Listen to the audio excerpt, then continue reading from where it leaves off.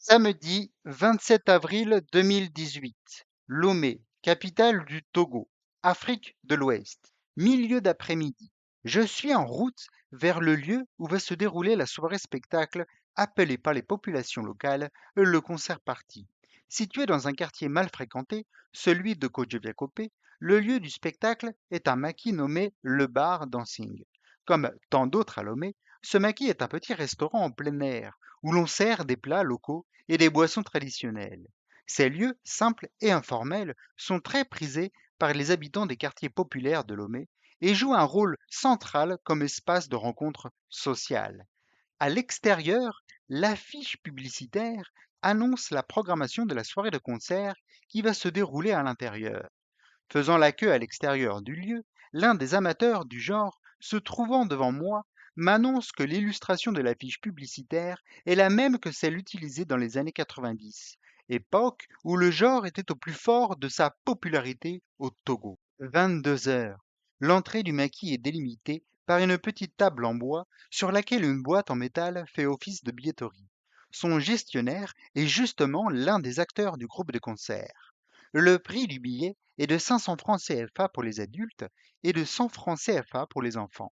Équivalent à la somme d'un sac de riz, le prix du billet n'effraie pas la foule qui attend devant l'entrée. 22h30. Je suis à l'intérieur du maquis.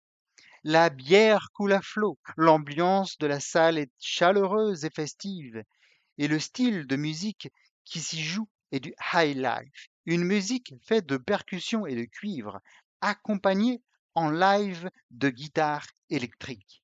La salle est pleine, jeunes, vieux, parents, enfants, et même quelques couples crient avec joie au pied de la scène.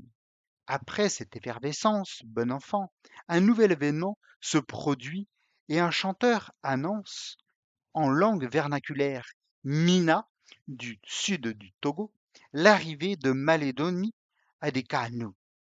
Son prénom signifie Dieu a eu pitié de nous, car il est né après 6 frères et sœurs morts en couple. Il est surnommé Azé Kokovivina. D'ailleurs, sa traduction, le sorcier du fou rire, révèle une personnalité qui utilise l'humour et la satire pour libérer, guérir ou critiquer socialement à travers le pouvoir du rire. Dans la vie comme sur la scène, Azé Kokovivina joue un rôle multifacette. Chef et acteur de son groupe, l'Azé Kokobibina Concert Band, il est aussi médiateur Ougan, qui établit le lien entre les humains et les esprits à travers des rituels et des cérémonies. Parallèlement, il est devint Bokono et interprète les signes du Fa, un système divinatoire fondamental dans la spiritualité vaudou. Le Fa permet d'obtenir des révélations sur le passé, le présent et l'avenir, offrant des conseils sur les choix de vie et les problèmes du quotidien. Azé prend la parole en langue mina, saluant chaleureusement le public pour s'être déplacé jusqu'au lieu du rendez-vous. Il ouvre la soirée de concert party avec une première chanson. L'ambiance du maquis est à son comble. Une émotion particulière se lit sur les visages et les corps des spectateurs. Le public réagit vivement aux paroles de l'artiste et au rythme de la musique, manifestant une attention particulière, tandis que certains semblent absorbés par l'ambiance du bar. M'expliquant précédemment les paroles de cette chanson, Azé Kokobevina s'adresse au monde des invisibles pour protéger son groupe ainsi que le public des mauvais esprits. Ce monde, c'est le monde du vaudou. Le vaudou est le monde des invisibles. Vaudou ou fait dou. Un monde qui est à la fois matériel et immatériel, visible et invisible. La matière vaudou représente le monde des invisibles. Faisant tourner un mouchoir blanc au-dessus de sa tête, il évoque les esprits tout en dissipant la fumée d'un autre mouchoir en feu sur le sol. Si tout me laisse croire que le mouchoir représentait la matière vaudou, Azé m'explique à son domicile lors d'une cérémonie sacrificielle, qu'il brûle le mouchoir pour éloigner les mauvais esprits. D'ailleurs, lors de cette même cérémonie, j'ai été témoin qu'il transpose sur scène ce rituel vaudou qu'il réalise à son domicile. 23h45. Azé quitte la scène et laisse place à un petit Zazoui. Se traduisant littéralement par petit lapin, les petits Azouis amusent le public par de petits sketchs satiriques qui font rire le public. D'un air naïf, ils dansent en faisant des pitreries pour se moquer du public. Leurs costumes, par leur forme irrégulière et leurs proportions difformes, composent des silhouettes qui amusent les spectateurs. Ici et là, des adultes montent sur scène pour déposer des pièces de monnaie, des billets de banque ou encore des bonbons offerts par les enfants, croyant selon eux que cela leur apportera chance et protection. Comme la technique du jeu du mouchoir réalisé par Azé, le rôle de ces acteurs semble d'être d'éloigner les mauvais esprits. Comme le souligne Mawelomi Adekanu, dit Aze Kokovivina, mes acteurs sont comme des enfants. Je leur ai transmis la force de jouer avec le monde des invisibles pour faire disparaître les mauvais esprits. Ainsi, incarnant, aux yeux des spectateurs, un monde imaginaire où les invisibles côtoient le monde des visibles, les petits Azouis protègent par le jeu les hommes des mauvais esprits. Cher auditeur, en vous décrivant les actions réalisées lors d'une soirée de concert-party à Lomé, au Togo, je tente de comprendre les rouages d'un genre de spectacle unique sans adopter un regard ethnocentré. Mon objectif est d'explorer non seulement ce que je vois, mais aussi d'apprendre par mes propres actions à saisir le sens profond de ce que j'observe. Cette approche immersive et participative me permet de développer un regard anthropologique qui repose sur la proximité. Je ne me contente plus d'une simple observation distante, je vis et raconte mes expériences du point de vue de l'anthropologie de l'action. Mon intention n'est pas d'interpréter, mais de décrire avec précision. Décrire, dans ce contexte, ne consiste pas à raconter objectivement la chronologie d'un événement, mais à saisir progressivement la syntaxe des systèmes de position possibles au sein de ce genre de spectacle.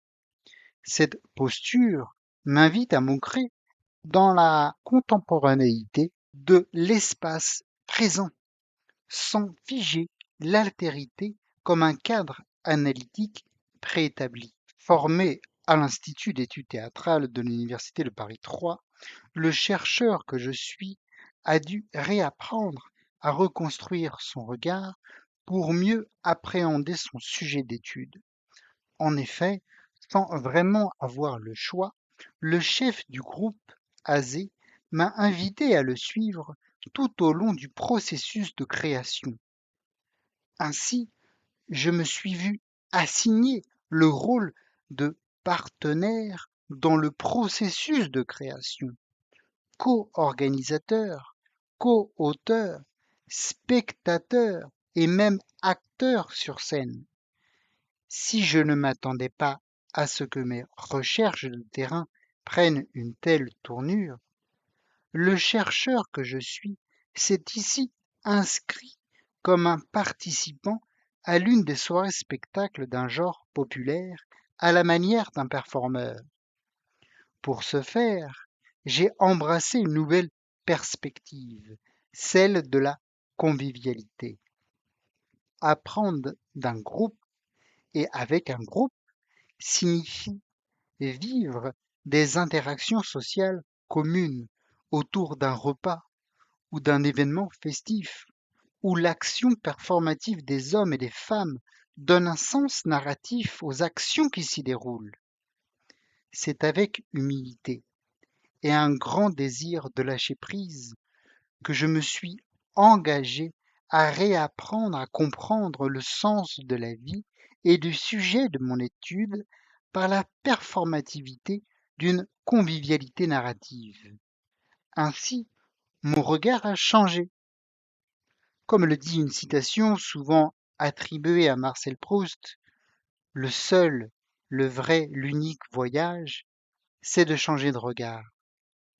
Ce terme inclusif, performance, m'a permis d'entreprendre, à travers mes actions et celles de mes interlocuteurs, une exploration du sens narratif de mon sujet d'étude sans le catégoriser de théâtre.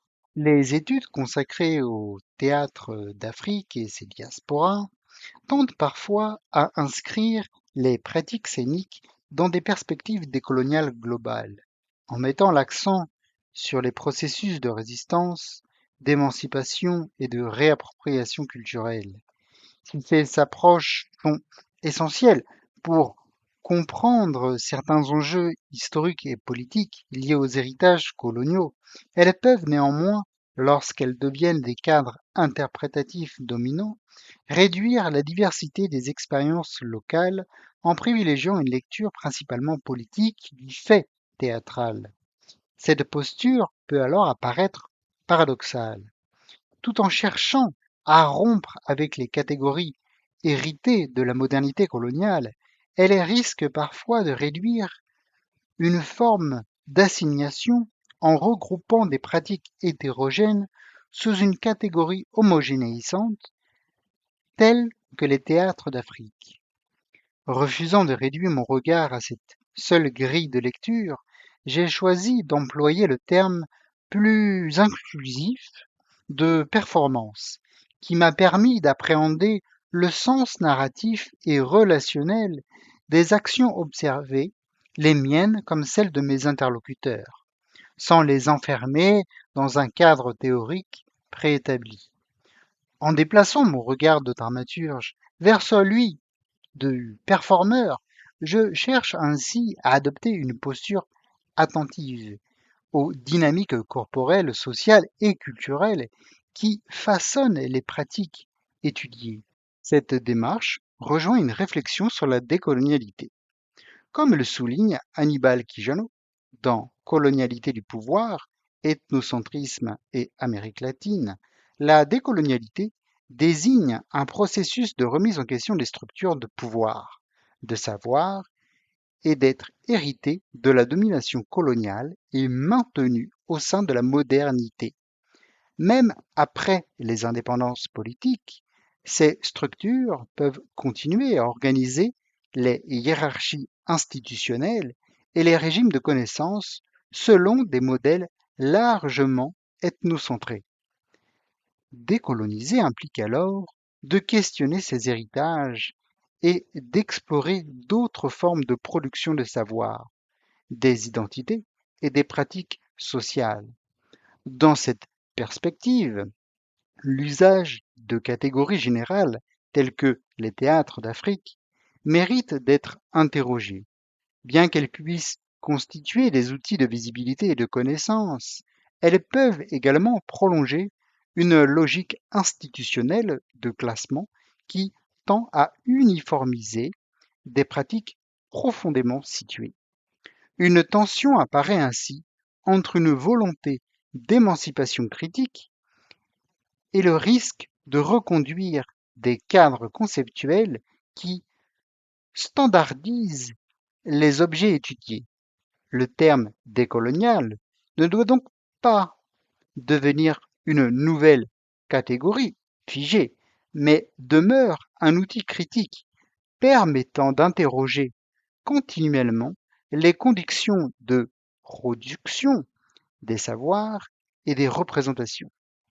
Ainsi, pour me démarquer de cela, sur mon terrain, j'ai adopté les outils d'un performeur prenant part à chaque corps de métier, qui constitue et façonne le genre concert-partie.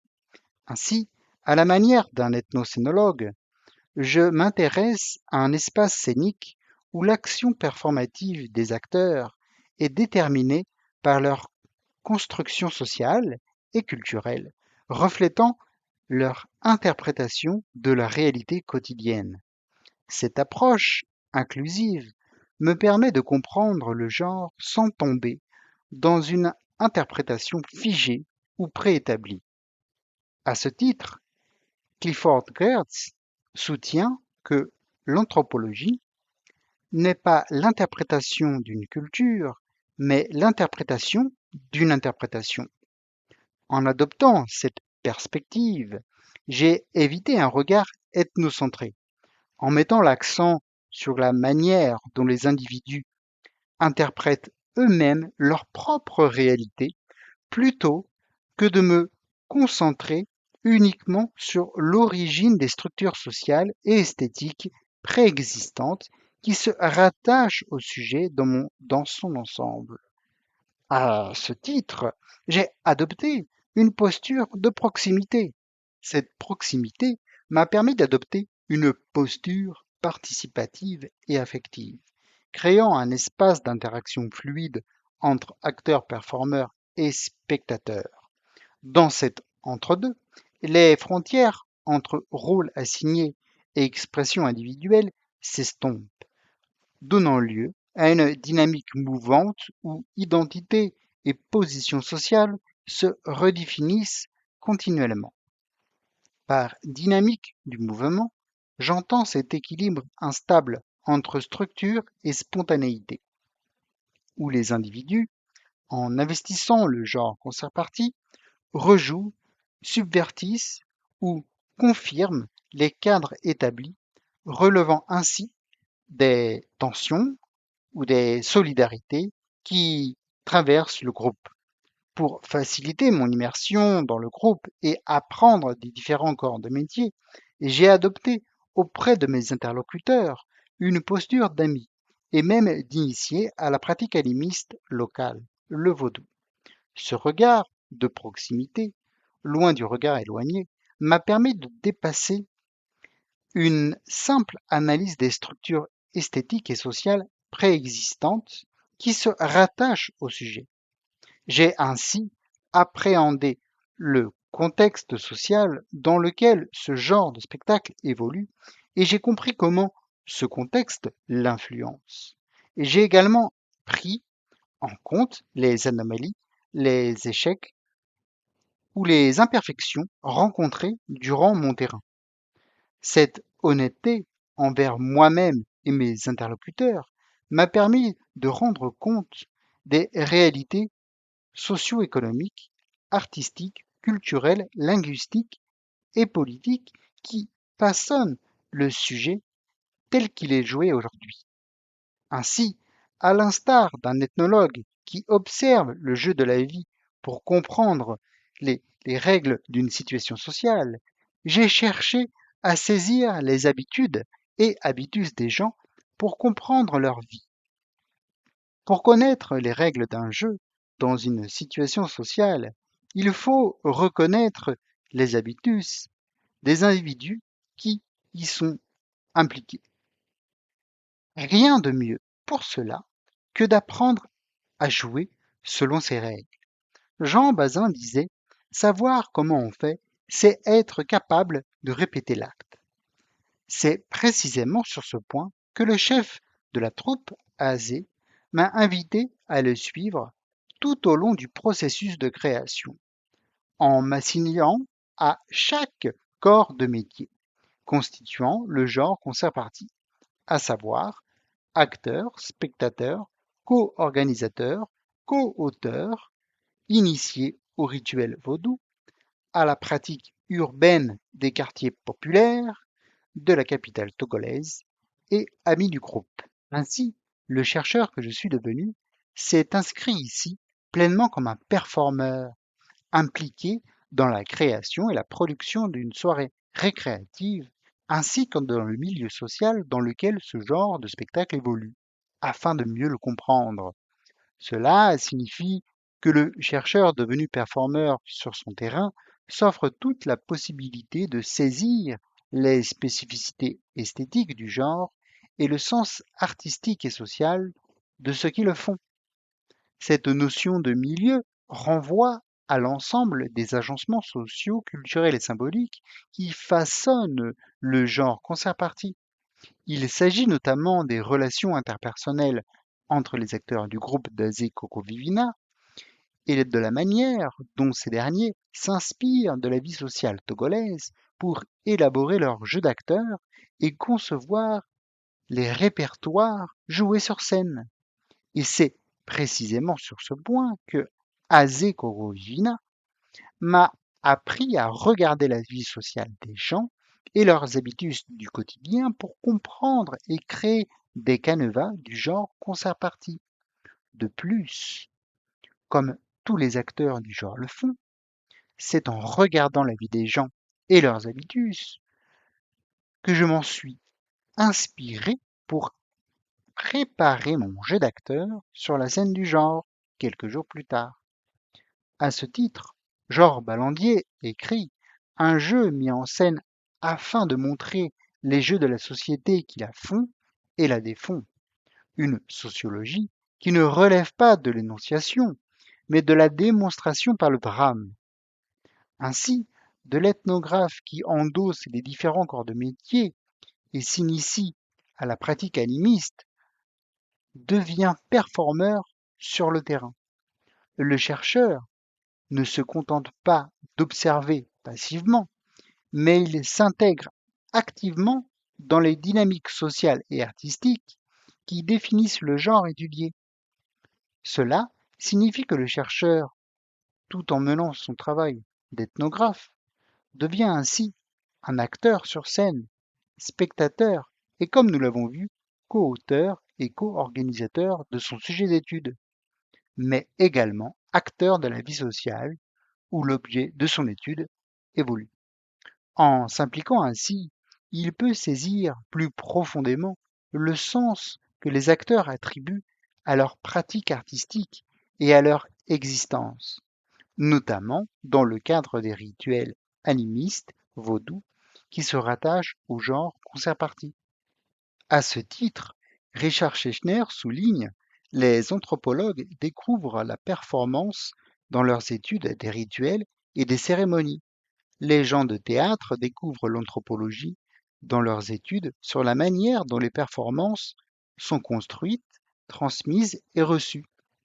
Cette immersion permet une compréhension de la manière dont les individus évoluent dans le monde où les identités et les rôles sociaux sont en perpétuelle transformation. Grâce à cette approche, j'ai appris auprès de mes semblables l'interprétation d'un genre de spectacle nommé concert-partie, ainsi que l'interprétation d'un jeu social humain nommé vaudou ou plus communément celle de la vie.